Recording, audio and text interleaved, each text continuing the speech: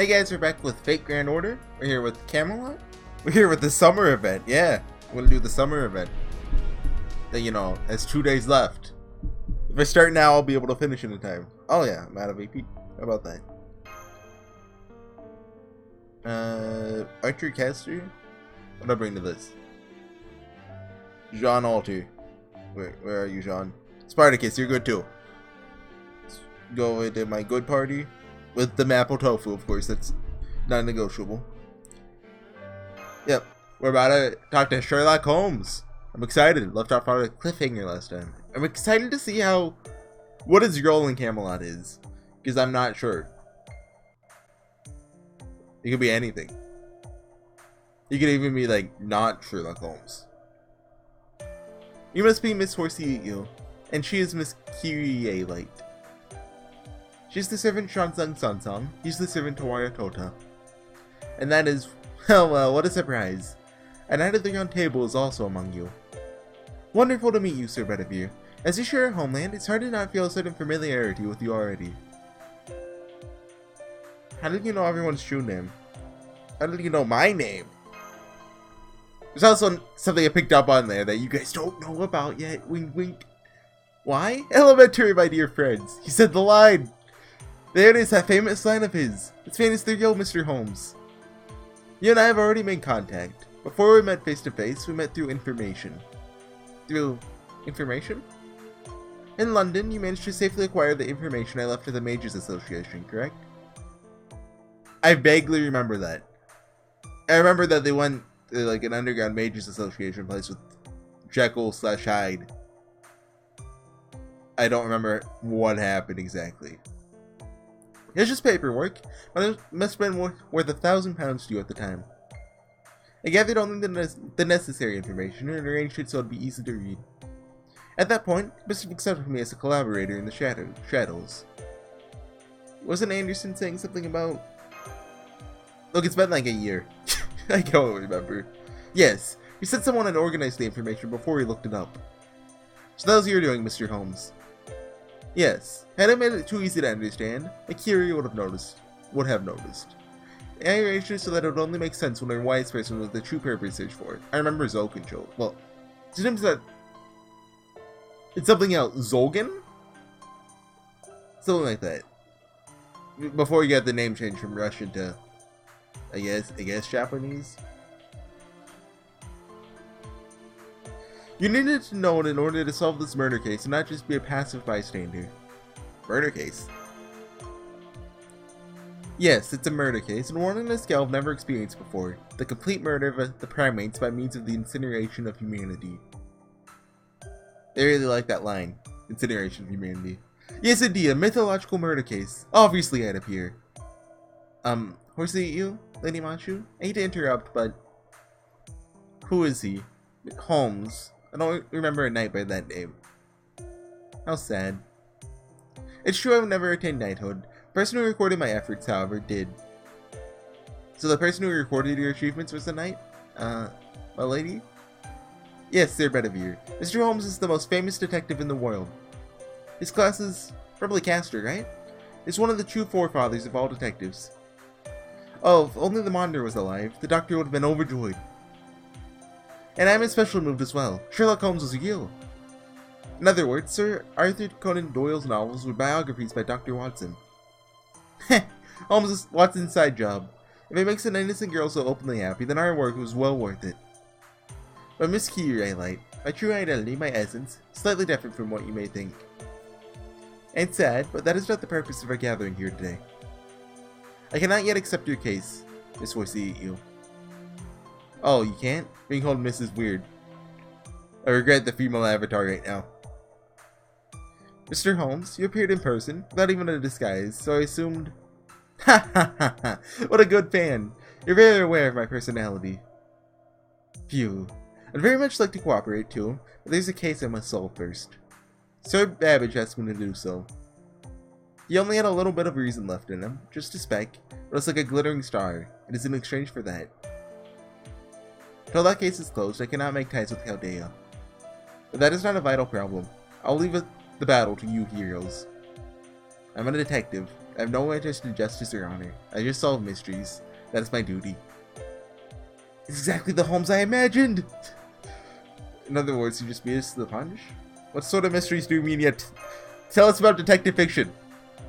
We can talk about that next. After all, it seems our journey will be a long one. You'll help HorseyEatYou, but won't join us. Is that right? Yes. Came to this institute in search of knowledge. The old man in the mountain must have talked about needing it to know everything, right? In that case, you should head for the central area of this institute. I, too, have business there. It is far from here, about half a mile underground. The path twists and folds over itself, much like a labyrinth. I'll show you the way there, and you'll eliminate those traps with your strength. It's quite the efficient collaboration. Now let's hurry. Infinite knowledge awaits us.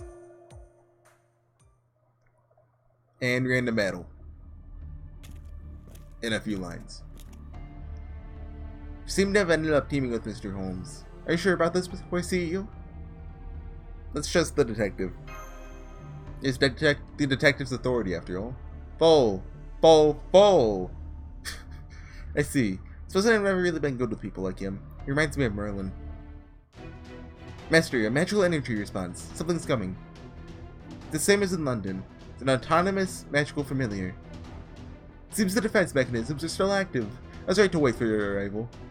My existence is currently in flux. There's no way I could fight. Counting on your success. Okay. By in flux, they mean they hadn't made a sprite or animations for him yet. Or decided what class he'd be. He's a ruler in the final game. That's probably decided early on. Like how Matthew just said he's probably a caster. Let's know. The anecdotes. I thought of one. And it's about my username. HorseyEatYou. I thought of this like 5 minutes before I started recording. It's like, have I ever talked about this?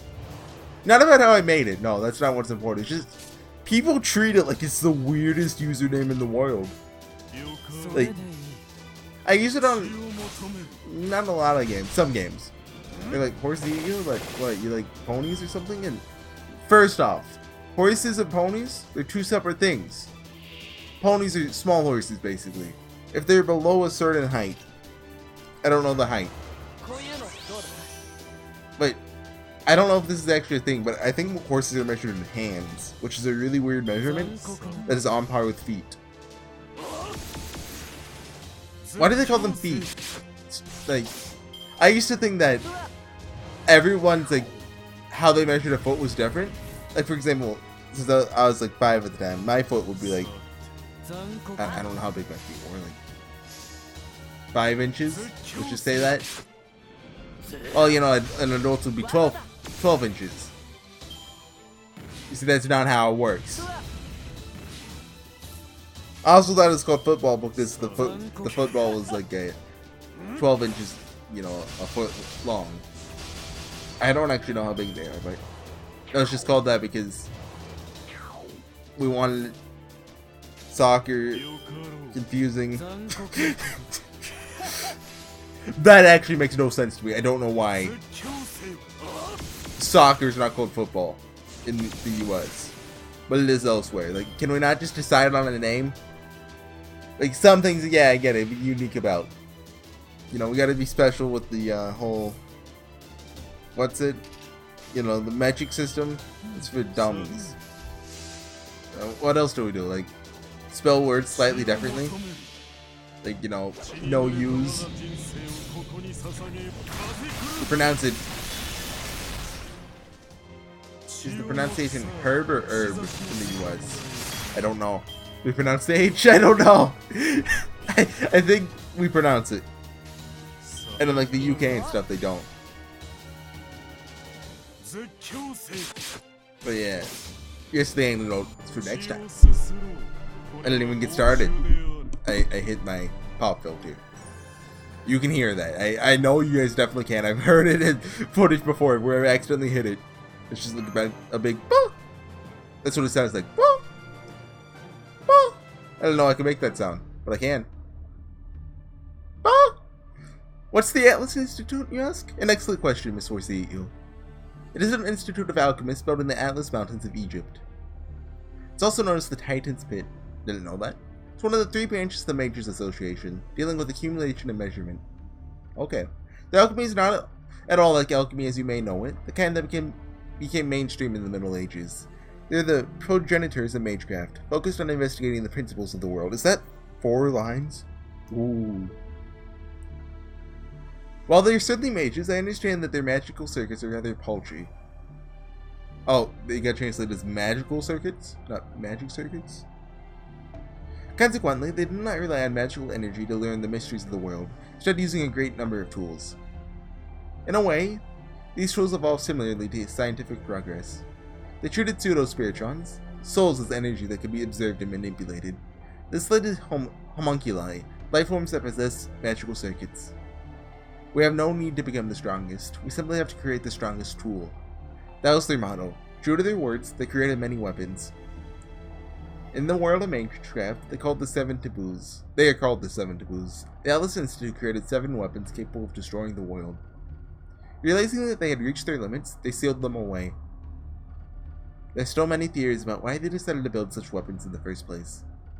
The director of the Atlas Institute was given the title Atlasia? I saw a wall plate on the way here. It said Zepia Eltnam. She inherited that name, right? Not too long ago, I actually rewatched because I can't find where I installed it on my computer. The first scene or 2 of Melty Blood. I meant to, actually finish it because I only ever played 1 round of it. I meant to do the rest, but, time. And that's definitely one of her names. Zepia Eltnam Atlasia. It was like the last director. Seems to have been a successor designated, but the name wasn't recorded. Is that supposed to be Sion? No, this is way too early to be Sion. The directors of this institute would always go mad, and as a result, they created forbidden weapons that would destroy the world. It's also possible they would try to prevent the destruction of the world, fail in the process, and then go mad as a result. I found a typo. Regardless, this place is a storehouse of mystic codes, unparalleled anywhere else on Earth. Although in reality, it's more like a disposal site. The alchemists of this institute would constantly invent things. These were treated as failed creations, and a mountain of terrible weapons accumulated. We're headed to the center of that. What do you think? Did you understand my summary of the Atlas Institute? Or is it called the Titan Spit? Yeah. Huh. Do you know the Titan who held up with the world in the Greek mythology? His name was Atlas. Did not know that. The name may have been influenced by his story. I've also heard that it was called the Atlas Institute because it's in the Atlas Mountains. A simple reason for naming it so. The origin of alchemy at the Atlas Institute is tied with the progenitor of magecraft in Egyptian mythology, the goddess Isis. That connection may be why the Institute appeared in the territory of Egypt in this singularity. They fled underground to study magecraft. No wonder I'd never heard of this group of mages. However, I don't see any students. Did the Atlas Institute fall to ruin prior to this time? No. As far as I've been able to deduce, the Atlas Institute was active from the BC era up to 2018 AD. If there aren't any people here, then no, I shouldn't speak based on assumptions. We'll know for certain when we reach the center. An underground academy filled with mysteries, a research facility created with unknown techniques. Is its true identity an ideal shelter, or merely an enormous tomb? Let us hold hope in our hearts, and press forward to see the truth. Okay, that's post-battle. Give me more lore. I crave it. I need it. Oh, Archer. You think it's gonna be an eyeball, dude? No, using you feels out of place. I can't use Lancer or Artoria until I finish Camelot. It's wrong. On a moral level. At the very least, I can't use it in Camelot itself. Still, the layout of this place is rather complicated. It's more of a maze than an academic institute. The path splits in 2 as we descend, but if you look behind you, it's actually 3. It's built like an optical illusion. It's as though... Indeed.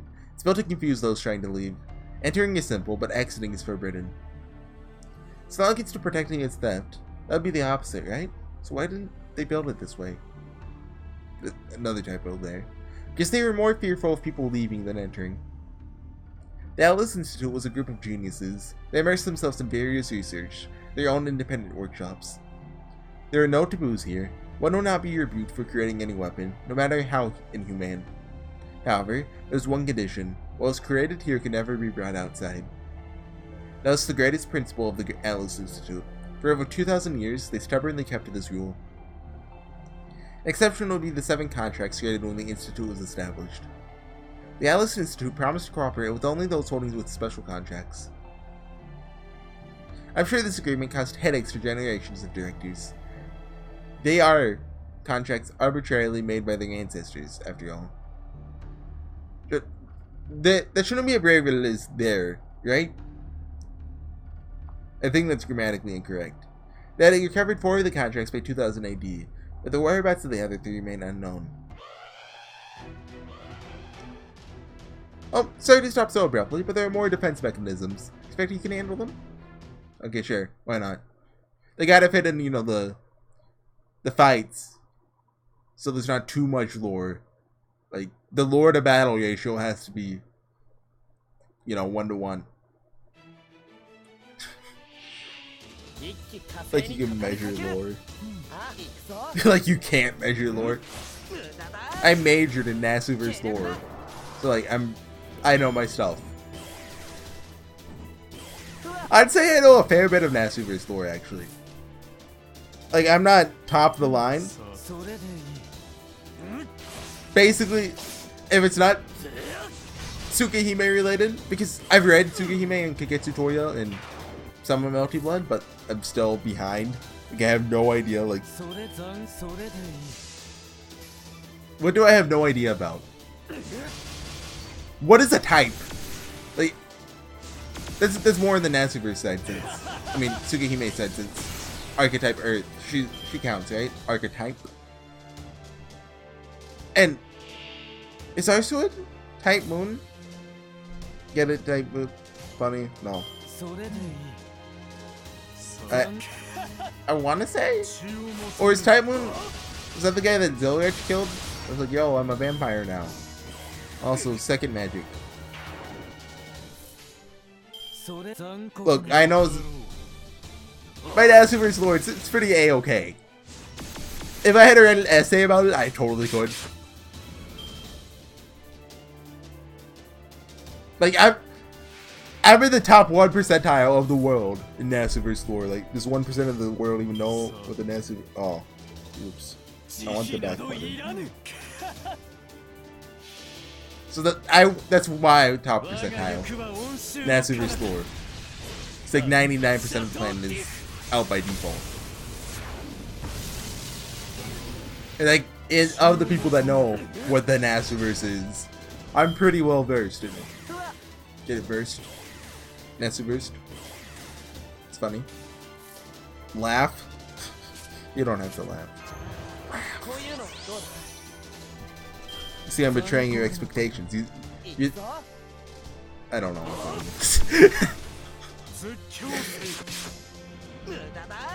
But yeah, I don't 7-8 really. Well, the poison? Does poison take after it attacks? Yeah, okay. Sweet.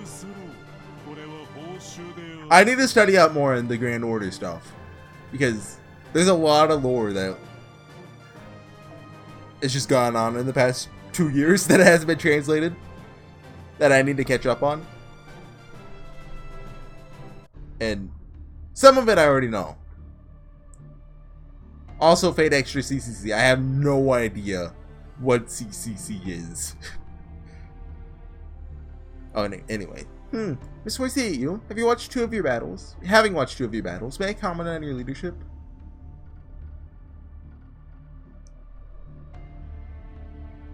What do I pick? Do I say yes and get the response, or do I say no? You know, for the sarcastic reply, but what if I don't get the response? Anyway, it's HorseyEatYou. To be honest, I'm quite surprised. What? That's a weird transition. Your fighting abilities are unbelievable, but they're still only secondary to something else. The root of your strength lies in the style of your contracts.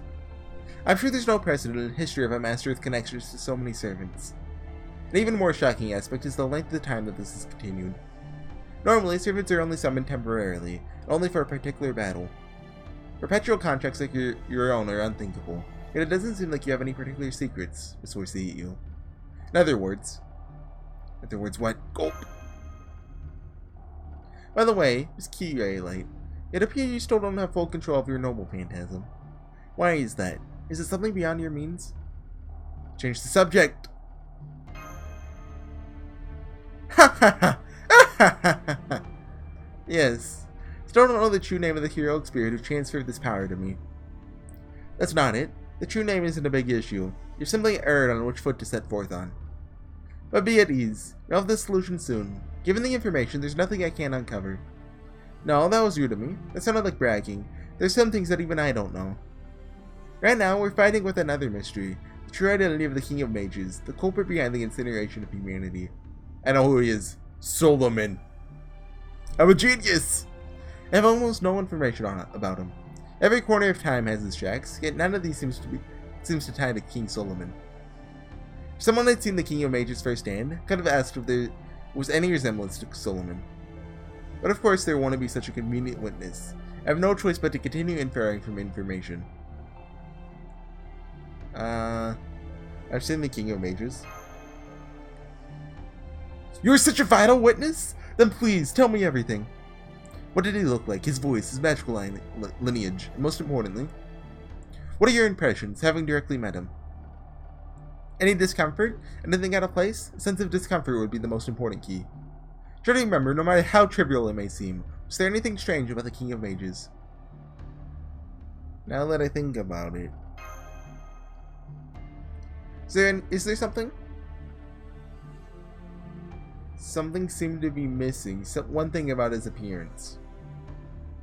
He's talking about the... Am I allowed to say that? I don't know. Something missing. Missing, you say? For a humanoid who's never seen the King of Mages before to say such a thing. He must have made an oversight, trivial though it may be. An oversight, though unintentional, was enough to arouse suspicion. Miss Camelot, sorry, but could you draw a sketch as we walk? Like a picture of the King of Mages you saw. Normally you'd be cursed for even making an attempt.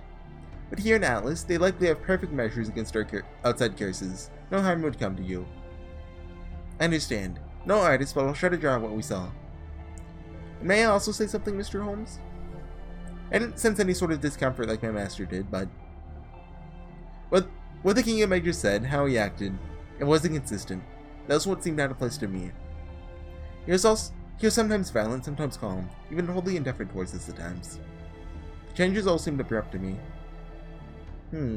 Tell me more in detail. What kind of conversation did you have with him? Well, still going? This is post-battle. I see. Thank you, Miss Camelot. That was very useful information, enough to inch a little closer to the true identity of the King of Mages. You're welcome. I'm glad I could help. Guessing from your conversation, the King of Mages is akin to a mirror. A mirror? Correct. A mirror reflects those standing before it. A mirror that shows the nature of the person speaking to it. If someone vulgar speaks, he answers just as rudely. While if someone wise speaks, he answers with equal earnestness. He responds to the cruel with cruelty, and to the calm with benevolence. It's not that he lacks his own sense of self, or that he has multiple personality disorder. He's just not confined to one single alignment. No, it's the exact opposite, in fact. That's his nature. See, Mordred is crude, so... But he said he isn't interested in us. He said life has no value. I don't think anybody who was present thought that way. That's exactly it. That's the part I find frightening, Miss Camelot. No interest in humans. That is the truth of the King of Mages. As proof, he has already destroyed humanity. He's unlike the Lion King, who seeks to destroy this era. He's already won, which is precisely why he has shown his true form.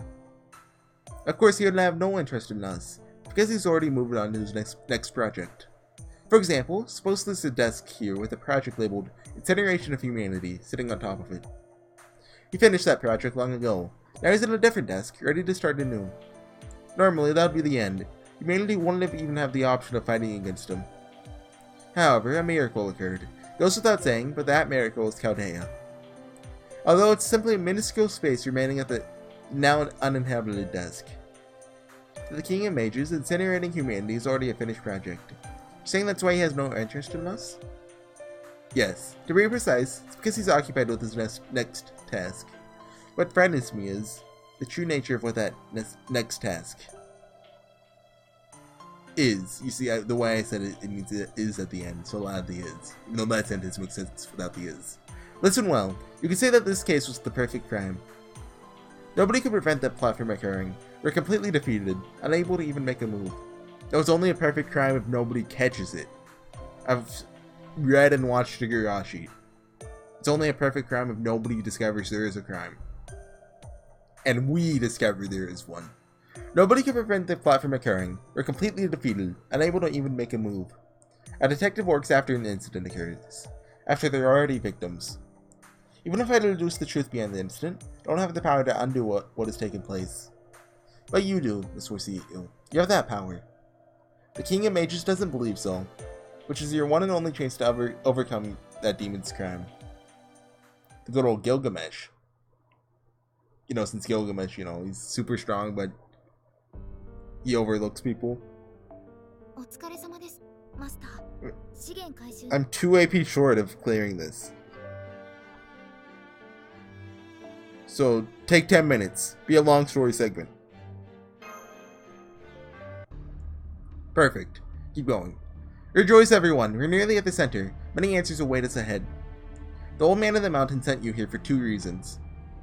The first relates to the singularity, to gain knowledge about the Lion King's objectives and his sacred lands. The second relates to all 7 singularities, in other words, a part of the mystery behind the incineration of humanity. I'm prepared to answer both of those. However, before that... Red alert! A battle, of course there'd be one. No, I have a warning. More like a declaration. The greatest reason why I appeared before you is that the peering eyes of Chaldea cannot reach you here. Let me tell you in advance, I do not trust Dr. Yeoman. Okay. I'll just, you know, hey, look, class tips. Class Affinity Shoulder. Not affected by affinity from any one class. Cool. It took me a long time to realize they weren't hurt by berserkers. Like, well, they hurt them, but, you know. Also, when are we getting another Shoulder? Like, Mashu's the only one. And, you know, it makes sense that she's the only one ever, since she's, like, the main servant. And she's really good. And she technically has a second variation now. If you... She has a costume on the Japanese servers that changes how her skills and Noble Phantasm work. So don't worry, there's 2 shoulders. But the second one is pretty bad, so until it gets upgraded. Which seems likely. Like, you know, in this chapter, Mashu's... It hasn't happened yet. Mashu gets an upgrade sometimes this chapter that buffs her skills. And Noble Phantasm. It'll happen eventually. I mean, there's only a couple chapters left, so... It's gonna happen soon. 5 here, so there's 2. Can we kill 2 in 1 turn? Let's see. No, that... But I can shuffle! Still not really that good, but... Here. Take care of one of them, and then I can end Dante's Noble Phantasm. Finish up the last one with Vlad. Thank you for hitting him. I don't have to use Wavy's defense buff. Iron Determination. Oh yeah! You got a animation update. I don't think I mentioned that last time. And Dante's did.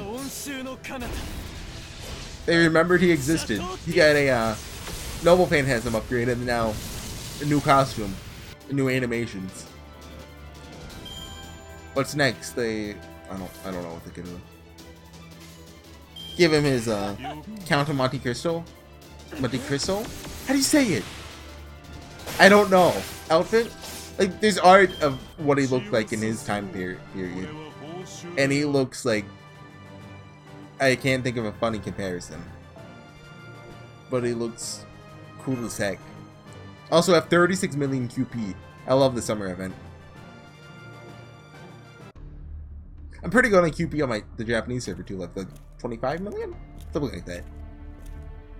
Oh, I'll go away in an instant once I get, well, if I get maimed.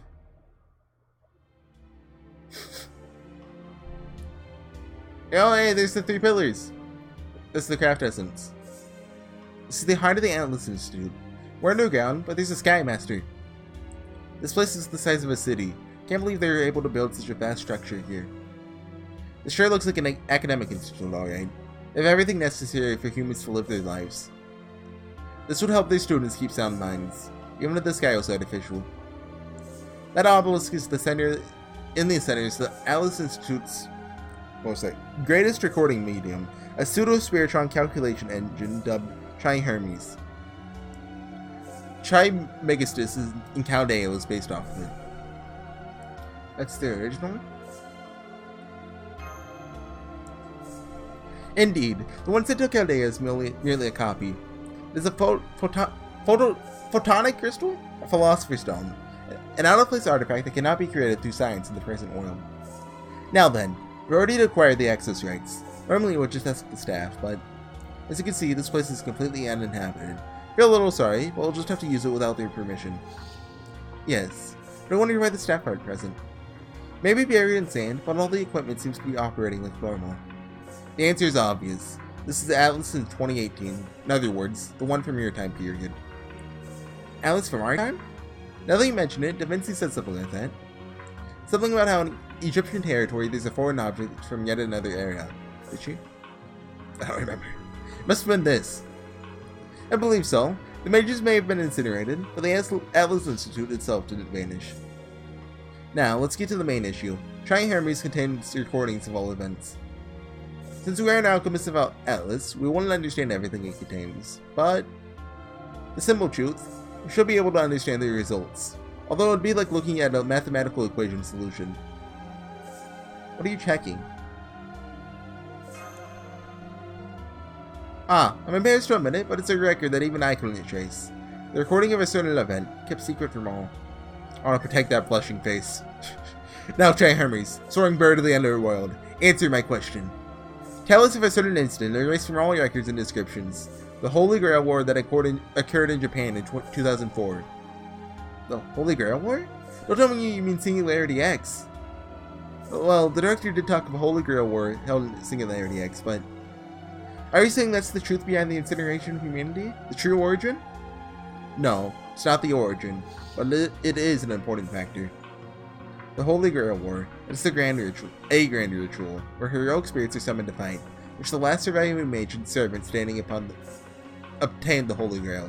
You already know that much, right, Miss HorseyEatYou? Yeah, played Fate Stay Night. Very well, that ritual did indeed take place in 2004, located in a certain city in Japan. I played Fate Stay Night. I checked the records of this war, however I couldn't figure out what happened during its course, or how it concluded. The only traceable data was from when the Holy Grail War started, the identities of the 7 mages who sought the Holy Grail. Among those 7 who participated, one of them was related to someone you know. Yeah, you know. Mayor's Billy, I think? But to be precise, the daughter of that person. The previous director of Chaldea? Yep. That's right, the father of Olga Murray Anusphere, and Animusphere, the late director of Chaldea. As the Lord of the Clock Tower, he secretly headed to that regional city in Japan, and participated in that bloody ritual. His name was... An answer already? It's a little sad that it doesn't make sounds while in operation. However, I'm glad to see it backs up my hypothesis. This resolves one of my questions. The winner of the 2004 Holy Grail War in Japan was Marisbury Animusphere. Oh, it's Marisbury. It was always translated as Maris Billy, because that's the way, what's it? The Japanese, like, you know. Hermes recorded that he killed 6 other mages and obtained the omnipotent, is not omnipotent, witch granter known as the Holy Grail.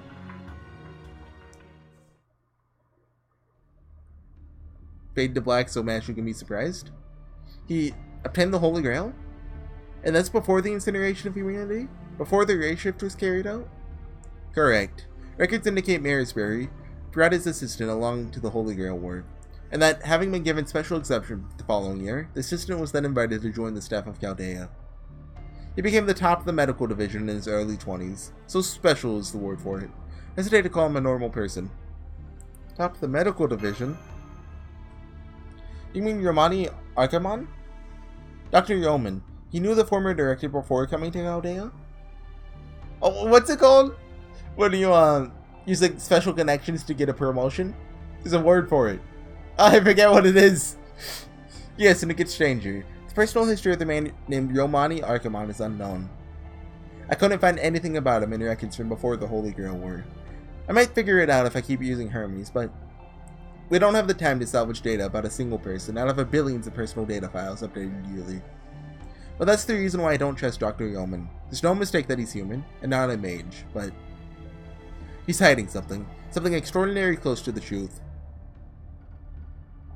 Can I ask something? Oh yeah, you're here. I know I shouldn't just butt in because I'm tired of being quiet, but this Marysbury guy obtained the Holy Grail, right? What did he wish for? Who knows? Unfortunately, Hermes doesn't record personal wishes. The only thing recorded are results. According to Hermes, Marysbury went on to become a great mage. To the Clock Tower, Chaldea, and to the Anumisphere, family theories were mostly discarded. However, that assessment was overturned after repeated successes. The establishment of the heroic spirit summoning system. Experiments were made possible to not just observe the future, but also gray shifts that intervene in other time periods. Chaldea was nothing more than an observatory in 2004, that gained vast amounts of equipment like any other research facility. It's safe to assume that Marysbury wished for fortune. He had no reason to wish for the incineration of humanity. Reading the documents, he comes off as a man of good sense. His desire was ordinary, his envy was ordinary, and his love of happiness was ordinary. That's the type of man he was. In that case, he was either used by a third party or he stepped into a minefield of destruction without even noticing it himself. A third party, like Professor Lev? Lev Lanor was appointed to Chaldea at the turn of the century. That coincides with the time when the technology to construct the observation lens, Sheba, was provided to Chaldea. Lev Lanor was working under the King of Mages. I have no doubts about that. To be honest, this caused me the biggest headache. Chaldea caught the eye of Lev, and he infiltrated it. In that case, there must have been some issue at Chaldea before the Holy Grail War of 2004. That war is just a way for Marysbury to obtain capital. There's a possibility that it wasn't related to the incineration of humanity. With that in mind, I don't want to say this, but it would mean this about Romani Arkamon. We don't know what he was doing, but he had no connection to this incident. A simple nuisance, a mystery, someone who doesn't really matter at all. That's the conclusion that I can draw. What's that supposed to mean? That's ridiculous. So it's just like your omen. Mystery, someone who doesn't matter. It's just like your omen. Come on now. Yes, that's the Doctor in a nutshell. No, this is the Doctor in a nutshell. Help! I'm Romani Arkamon, and I'm stuck in a nutshell! Personally, I still see him as an important person of interest. You shouldn't tell him anything that you heard here. We can't trust him until his secrets are clear. At the very least, Romani Arkamon knows the conclusion of the Holy Grail War, and never told you.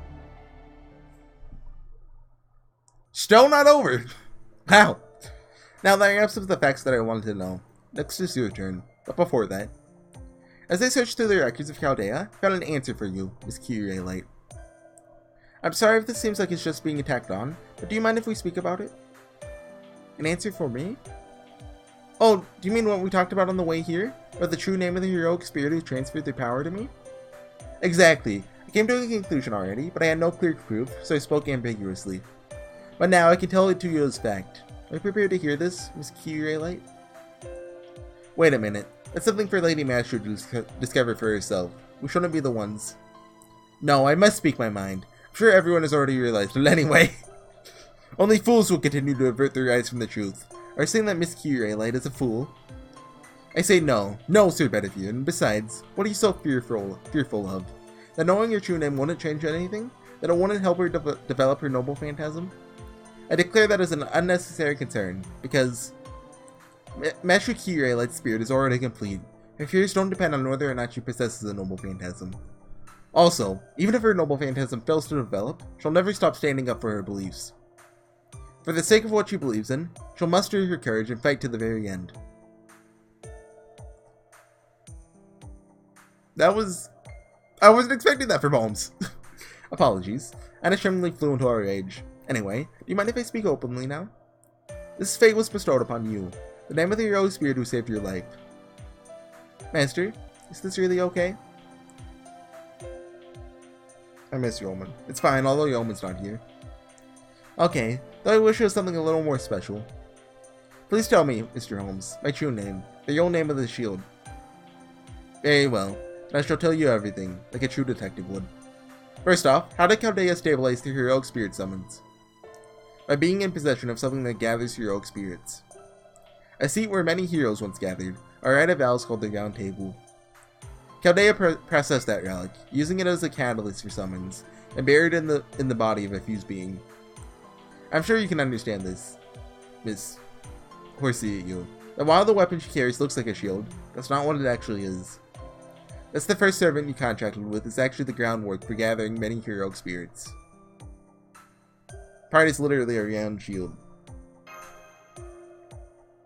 It's perhaps something of a pun, something to applaud the Chaldea engineers for.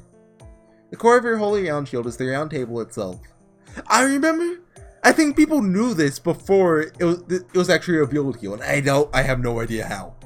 Is it the design of this shield somehow? I don't know. Now listen well, Miss Kirele. The second heroic spirit summoned when you were young, the only successful result of Chaldea's heroic spirit fusion experiment. The hero who lamented the inhumane experiments of Chaldea, but stayed in the present world to preserve your life. The one who entrusted everything during the Chaldea bombing incident. That heroic spirit's name was Galahad. One of the knights of the Round Table, a holy knight who alone succeeded in the search for the Holy Grail. So I can say Galahad now. Galahad? Galahad. It's Galahad. Galahad. So I can say that. Mashu Galahad now. I can say his name. Galahad of the Knights of the Round Table. Mashu? Are you okay?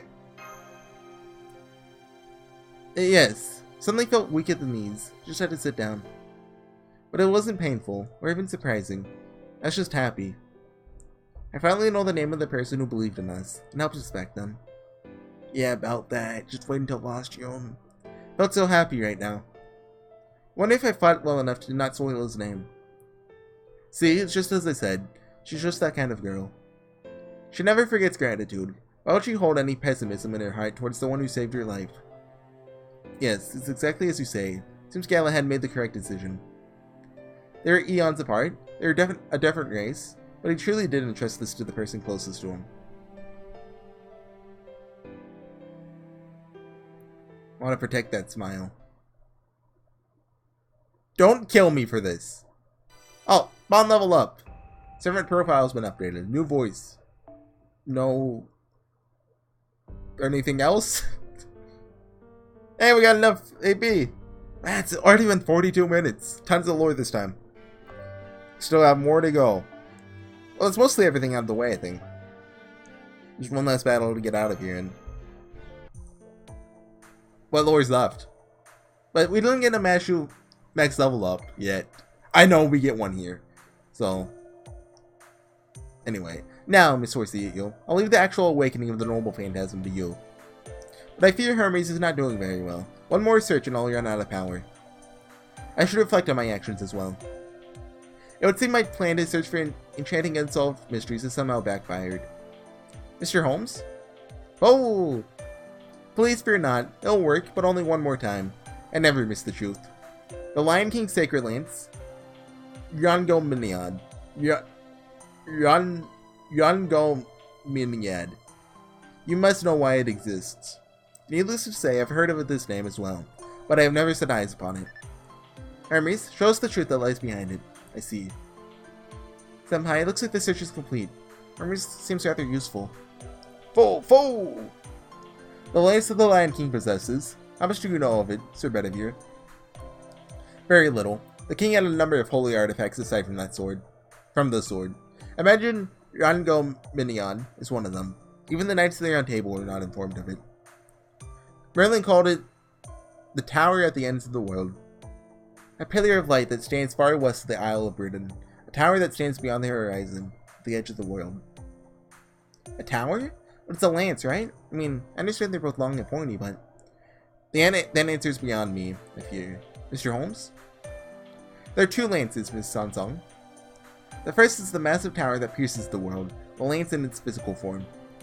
It is an indication of the lance's strength. It's in that it indeed exists as a tower, but it cannot be accessed by humans. Most importantly, it exists at the edge of this world. One can never reach the edge, no matter how much they walk. The tower stands at the edge of this world, seeing all of mankind, and protecting it. Huh, oh hey, Tamaria, you exist. So you're suggesting it's a powerful magical tower with a great view? And the other is the lance that the Lion King wields. Think of it as the shadow that this tower casts upon the world. A personal weapon that allows the user to use the skills, the authority of the tower. So that tower is the mainframe, while the lance is the terminal? A great analogy, Miss Curiolite. What is with computer metaphors? I don't know. That counts as a computer metaphor, like mainframe, terminal, yeah. The tower will continue to exist at the edge of the world, while the lance is held by the tower's keeper. The only mystery that remains is why the tower is pinned on this planet.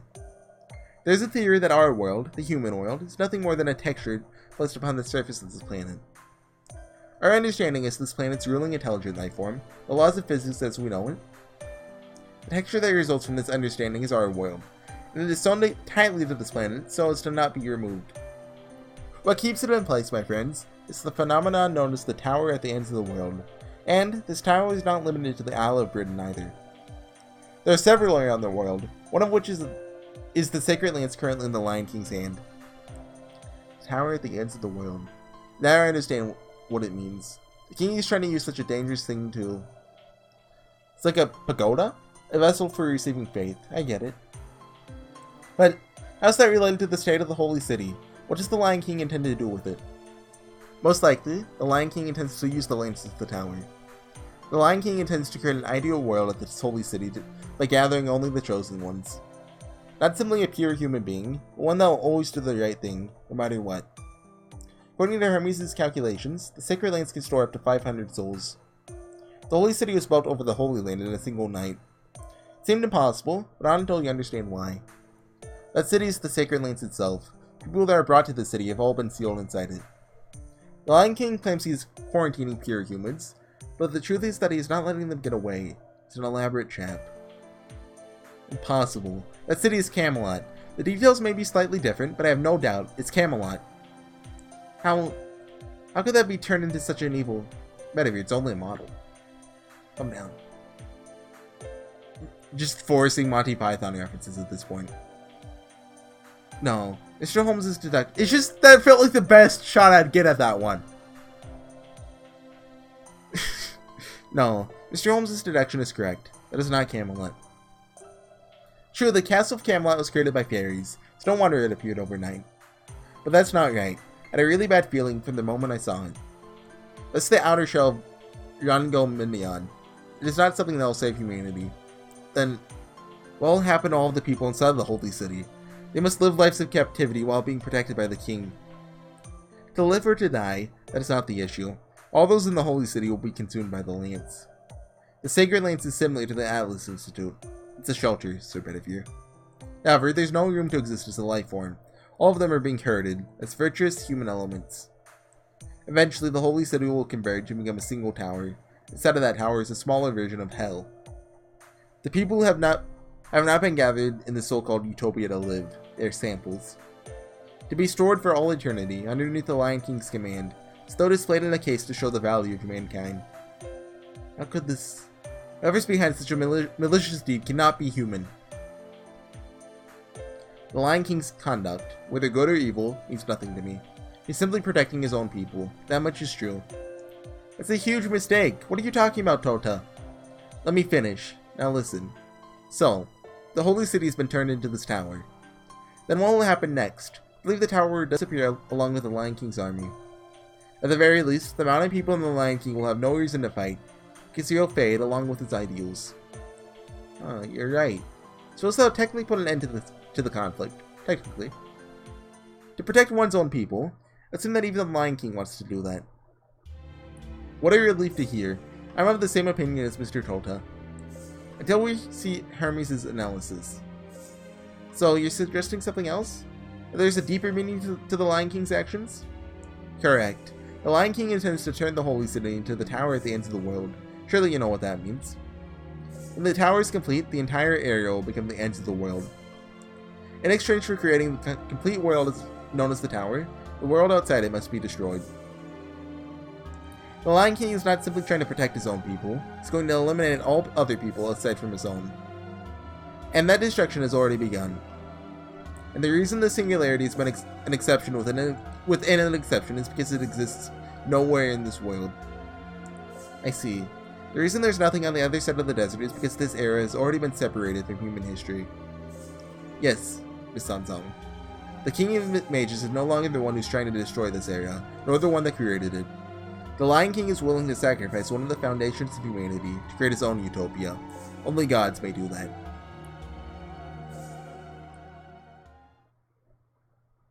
Fade to black. Again. For whatever reason. Let us return to the surface, everyone. We're racing against time. We need to invade the Holy City before the Sacred Lance is complete. There, we need to confirm the Lion King's intent. I agree with Redivere. It makes sense why the mighty skeleton guy told us to come here. We should rendezvous with them as soon as we can. They need to know this. Huh? Why did the mighty skeleton guy just tell us the truth? Wouldn't that be faster? I guess HorseyEatYou needed to come here. Or perhaps to the desert itself, if not this institute. No amount of strength will alter the importance of the people you meet. This old man in the mountain still has a few tricks up his sleeve. HorseyEatYou has a mission to accomplish here. Could that be his true intention? Huh? Why do you laugh at me, detective? Pardon me, was I laughing? If that is the case, then what you're saying is quite amusing. Enough to melt this cold hard expression of mine.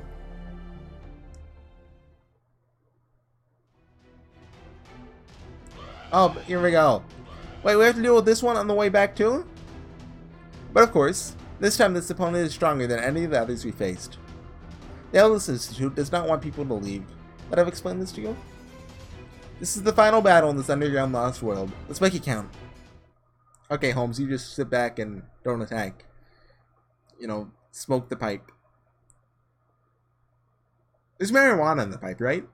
That's in Sherlock Holmes. He smokes, right? I want to say he does. Don't quote me on that. I didn't read a lot of Sherlock Holmes.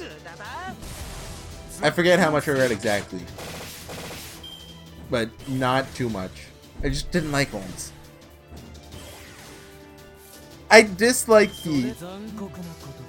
I guess the classic detective archetype. I don't mean like I like hard-boiled. I'm not a fan of hard-boiled. Like, well, that's not great. I feel like hard-boiled is a different genre entirely. Like, detective stories exist mainly for the mystery, but I feel like hard-boileds exist mainly for the story and the characters. That's not saying a detective story shouldn't have good characters and stuff.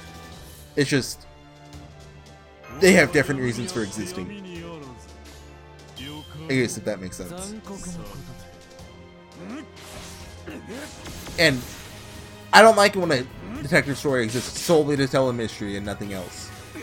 But also I don't like I like mysteries. And like, what's his name? Raymond Chandler. I read The Big Sleep. I liked it as a narrative, but as a mystery, it was like kind of bland. I guess it's just too open to be for me to like it. I can't like a story. Well, I can't like a mystery. I can't keep up with the mystery. There's a billion characters. Wait, Umineko. Never mind. Umineko. Episode 1, there's 18 characters. Episode 2, we get like 10 more. Episode 3, we get another like 5 more. And then it just keeps going from there. Never stops. There's a lot of characters. My commentary is slowly starting to dwindle as I get more and more tired. Also, I am dying. We have Ushi Wakamaru though, so it's okay. You know, Ushi, who doesn't love me enough to come on the Japanese service for me. I won't let that die. It's too soon. Not until I get a Summer 2018 servant. That is either Maeve or Ushi Wakamaru. Or BB. I'll take BB. I'm not that big a fan of BB, but the new one's pretty cute. Gotta be honest. I'm a man of taste, but I'm not a liar. I don't like any of the Sakura faces that aren't Sakura. And even Sakura, like, she's okay. Like, Sakura, she's weird. I don't know if I like her or not. Lag, don't crash on me, don't crash. Ooh, I like him more than Rin, but not more than Saber or Ilya. So you can do the tier list on that one if you want. Anger Manu! Now's your chance!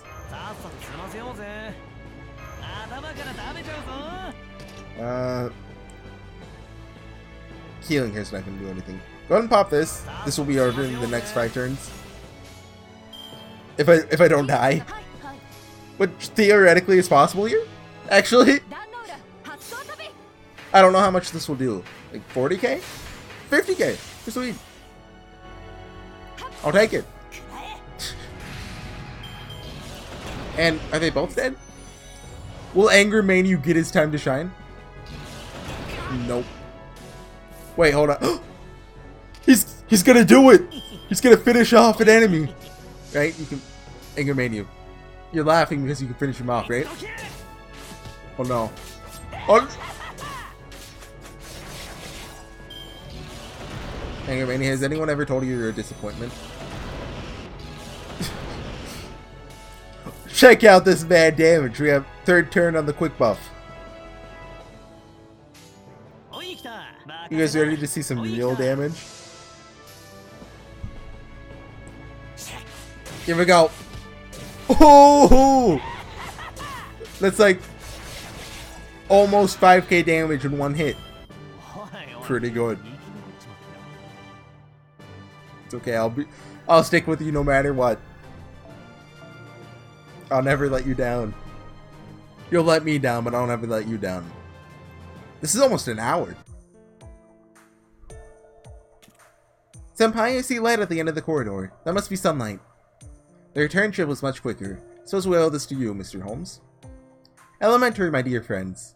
Oh, my friends, not my dear. You must not rely on only your visual senses when inside a maze. You construct a 3-dimensional map inside of your head as you proceed. Ah, the Master Detective. Thank you, Mr. Holmes. I'm glad to be of service to you in the end. And on that note, I must bid you farewell.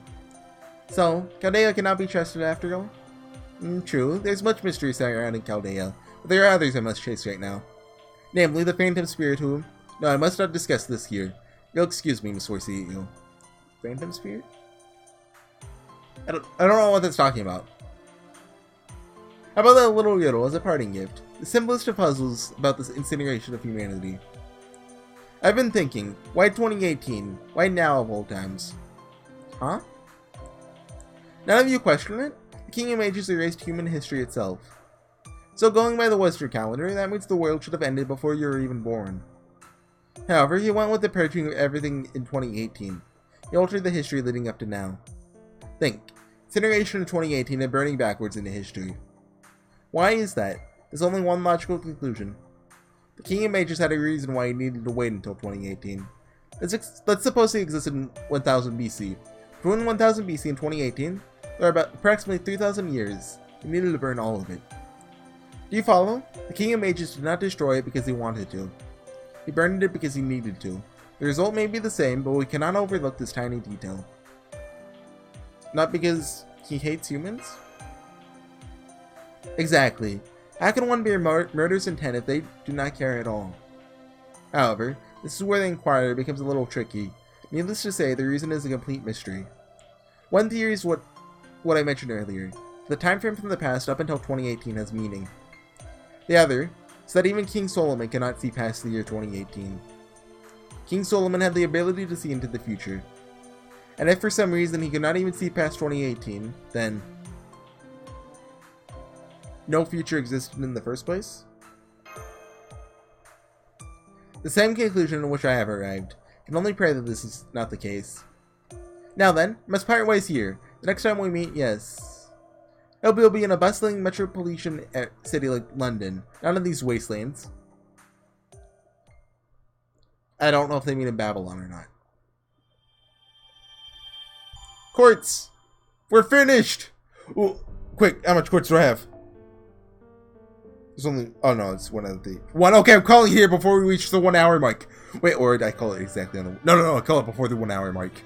I'll see... Thank you guys for watching. I'll see you guys next time with some more Fate Grand Order. And I'll see you guys then. Bye!